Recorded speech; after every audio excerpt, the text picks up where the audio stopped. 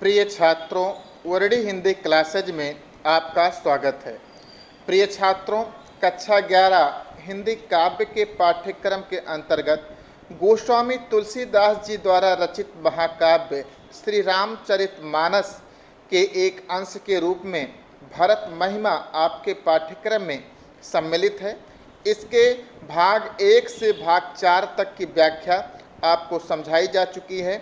अब इसके अंतिम भाग 5 की व्याख्या हम सब पढ़ते हैं और समझते हैं। नाथ साथ मुनिनाथ के मातु सकल पुर लोग, सेवक सेनप सचिव सब आए बिकल वियोग। सील सिंधु सुन गुर आगमनु, सिय समीप राखे रिपुदवनु। चले सबेग राम तेहि काला, धीर धर्म धुर दीन दयाला। गुरहि देख सानुज अनुरागी, दंड प्रणाम करत प्रभु लागी। मुनिवर धाय लिए उरलाई, प्रेम उमग भेंटे दो भाई। प्रेम पुलक केवट कही नामू, कीन दूर ते दंड प्रणाम। राम सखा ऋषि पर बरबस भेटा, जनु महि लुटत स्नेह समेटा। रघुपति भगति सुमंगल मूला, नभ सराहि सुर बर सही फूला। यही सम निकट नीच को नाही, बड़ वशिष्ठ सम को जग माही। तुलसीदास जी लिखते हैं कि नाथ साथ मुनिनाथ के मातु सकल पुर लोग, सेवक सेनप सचिव सब आए बिकल वियोग।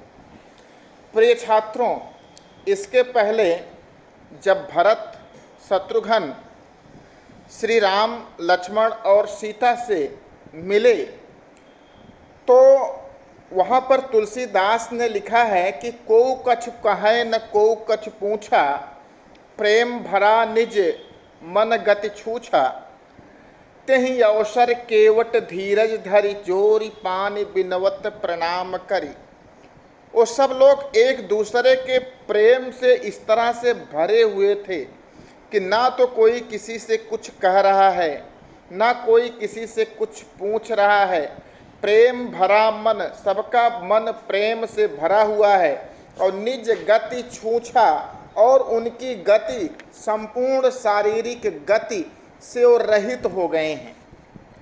उस अवसर पर तेहि अवसर केवट धीरज धरि, उस अवसर पर केवट ने धैर्य धारण करते हुए जोरी पानी हाथ जोड़कर बिनवत प्रणाम करूं, प्रणाम करके उन सबसे विनय किया। क्या विनय किया कि नाथ साथ मुनिनाथ के मातु सकल पुर लोग, सेवक सेनप सचिव सब आए बिकल वियोग। केवट ने कहा कि हे नाथ, साथ मुनिनाथ के मातु सकल पुर लोग। मुनिनाथ अर्थात गुरु वशिष्ठ के साथ सभी माताएं भी आई हुई हैं। तीनों माताएं कौशल्या, सुमित्रा और कैकेयी आई हुई हैं। सकल पुर लोग और पुर के, अयोध्या के सभी संभ्रांत लोग भी आपसे मिलने के लिए आए हुए हैं। सारे सेवक भी आए हुए हैं, समस्त सेनापति भी उनके साथ हैं, समस्त सचिव अर्थात मंत्री भी उनके साथ हैं, और सब आए बिकल वियोग, सब आपके वियोग में आए हुए हैं, आपसे मिलने के लिए आतुर हैं, सब आपके वियोग से दुखी हैं। तो केवट राम से कह रहा है कि नाथ साथ मुनिनाथ के मातु सकल पुर लोग। हे प्रभु, भरत के साथ गुरु वशिष्ठ भी हैं और गुरु वशिष्ठ के साथ सभी माताएं, अयोध्या के सभी संभ्रांत जन, सेवक, सेनापति और सारे सचिव आए हुए हैं और आपके वियोग में सब दुखी हैं, सब आपसे मिलना चाह रहे हैं। तो सील सिंधु सुनि गुरु आगवनु, सिय समीप राखे रिपुदमनु। चले सबेग राम त्यहि काला, धीर धर्म धुर दीन दयाला। सील सिंधु, सील के सागर, सुनि, श्री रामचंद्र जी ने जब सुना कि गुरु आगवनु, उनके गुरु वशिष्ठ भी आए हुए हैं। सील सिंधु सुनि गुरु आगवनु, केवट के मुख से गुरु के आगमन की बात सुनकर सील के समुद्र श्री रामचंद्र जी ने सिय समीप राखे रिपुदमनु, रिपुदमन अर्थात शत्रुघ्न, श्री रामचंद्र जी ने उसी समय शत्रुघ्न को सीता के समीप छोड़कर चले सबेग राम त्यहि काला, धीर धर्म धुर दीन दयाला। धीर धैर्यशाली, धर्म धुर धर्म की धुरी, दीन दयाला दीनों पर दया करने वाले श्री रामचंद्र जी ने जैसे सुना कि उनके गुरु वशिष्ठ भी आए हुए हैं, उनके साथ माताएं भी हैं, तो सिय समीप राखे रिपुदमनु, सीता के समीप शत्रुघ्न को छोड़कर चले सबेग राम त्यहि काला। तुरंत त्यहि काला, उसी समय राम ने चले सबेग गुरु से मिलने के लिए चल पड़े। गुरहि देख सानुज अनुरागे, दंड प्रणाम करत प्रभु लागे। और गुरु को दूर से ही देखकर श्री रामचंद्र जी अपने अनुज लक्ष्मण और भरत के साथ, उनके अनुज कौन थे साथ में, अब लक्ष्मण थे और भरत थे, शत्रुघ्न तो पर्णकुटी पर ही रह गए थे माता सीता की रक्षा के लिए। तो गुरु ही देख सानुज अनुरागे, अपने गुरु वशिष्ठ को दूर से ही लक्ष्मण और भरत के साथ देखकर अनुरागे रामचंद्र जी अत्यधिक प्रेम से उमड़ पड़े। दंड प्रणाम करत प्रभु लागे, दूर से ही श्री रामचंद्र जी अपने भाइयों के साथ अपने गुरु के दंडवत प्रणाम करने लगे, अर्थात भूमि पर लौटकर अपने नाम लेकर गुरु जी को प्रणाम करने लगे। मुनिवर धाई लिए उरलाई, प्रेम उमंग भेंटे दो भाई। मुनिवर ने जैसे राम और लक्ष्मण को देखा कि वह दूर से ही उन्हें दंडवत प्रणाम कर रहे हैं, मुनिवर वशिष्ठ दौड़कर उन दोनों भाइयों राम और लक्ष्मण को उरलाई अपने हृदय से लगा लिया, उन्हें भेंटने लगे। प्रेम उमग भेंटे दो भाई, प्रेम से उमड़ते हुए गुरु वशिष्ठ उन प्रेम से उमड़ते हुए राम और लक्ष्मण को अपने गले लगाकर उनको भेंटने लगे।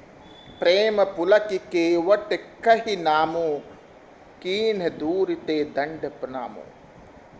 प्रेम से पुलकित यह दृश्य देखकर कि राम और लक्ष्मण भी दूर से अपने गुरु को दंडवत प्रणाम कर रहे हैं और गुरु दौड़कर राम और लक्ष्मण को अपने गले लगा ले रहे हैं, इस दृश्य से पुलकित होकर प्रेम से पुलकते हुए केवट ने भी कही नामो, अपना नाम कहते हुए, अपना नाम का उच्चारण लेते करते हुए, कीन्ह दूर ते दंड प्रणामो, उन गुरु वशिष्ठ को दूर से उस केवट ने भी दंडवत प्रणाम किया, अर्थात पृथ्वी पर लेटकर उनको प्रणाम किया। राम सखा ऋषि वर बस भेंटा, यह राम का सखा है, यह राम का मित्र है। यह भावना मन में आते ही ऋषि वशिष्ठ ने उस केवट को भी बरबस जबरदस्ती उठाकर अपने गले लगा लिया और उसे भी भेंटने लगे। जनु महि लुठत स्नेह समेटा, ऐसा प्रतीत हुआ, जनु उत्प्रेक्षा अलंकार है, मानो महि लुठत, महि का अर्थ है पृथ्वी, लुठत माने लूटते हुए, स्नेह का अर्थ है प्रेम, समेटा समेट लिया हो, मानो उन्होंने भूमि पर लौटते हुए प्रेम को उठाकर अपनी भुजाओं में समेट लिया हो। रघुपति भगति सुमंगल मूला, नभ सराही सुर बरसहि भूला। सुर का अर्थ देवता, देवता लोग सोचते हैं कि रघुपति भगति सुमंगल मूला, श्री राम की भक्ति सभी प्रकार के मंगलों का मूल है, अर्थात सभी प्रकार के मंगल, सभी प्रकार के कल्याण श्री राम की भक्ति से ही उत्पन्न होते हैं। देवता लोग इस बात की सुर सराही, इस बात की आकाश से नभ सराही, आकाश से सराहना करते हैं और आकाश से बरसें फूलों की वर्षा भी करते हैं। और वह सोचते हैं कि यही सम निपट नीच को नाही, बड़ वशिष्ठ सम को जग माही। इस समय केवट के समान नीच कोई नहीं है और मुनि वशिष्ठ के समान इस संसार में श्रेष्ठ कोई नहीं है। फिर भी प्रभु की भक्ति के परिणाम स्वरूप यह नीच केवट वशिष्ठ जी के प्रेम का कृपा पात्र बन गया। जहि लख लखनऊ ते अधिक, मिले मुदित मुनि राव। सो सीतापति भजन को, प्रगट प्रताप प्रभाव। लखनऊ ते अधिक मिले मुदित मुनि राव, सो सीतापति भजन को, प्रगट प्रताप प्रभाव। जिस केवट को लखी अर्थात देखकर, जहि लखी लखनऊ ते अधिक मिले मुदित मुनि राव, जिस केवट को देखकर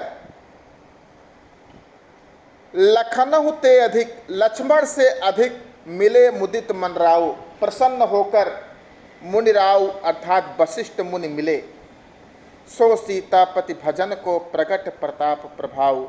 यह सीतापति भगवान श्री राम के भजन का प्रगट प्रताप है, प्रगट प्रभाव है। जिस केवट को देखकर मुनि श्रेष्ठ वशिष्ठ जी लक्ष्मण से भी अधिक प्रसन्नता के साथ मिले, वह सब सीतापति श्री राम के प्रति केवट की भक्ति के प्रताप का ही प्रभाव है, जिसने केवट और वशिष्ठ का भी मिला। प्रिय छात्रों, इस प्रकार से भरत महिमा पद्यांश के भाग 1 से भाग 5 तक की व्याख्या संपूर्ण हुई।